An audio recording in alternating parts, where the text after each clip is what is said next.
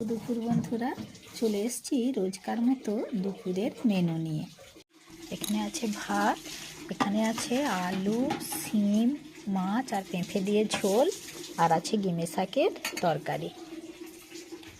থালায় ভাত নিয়ে নিচ্ছি।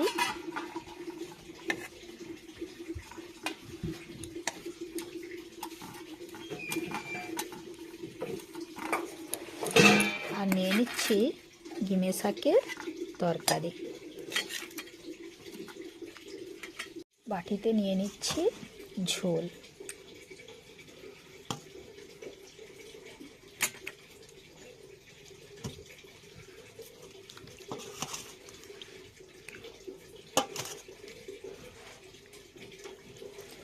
ঝোল নিয়ে নিলাম।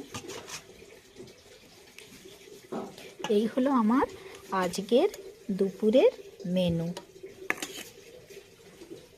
পাশে থেকো বন্ধুরা। টাটা।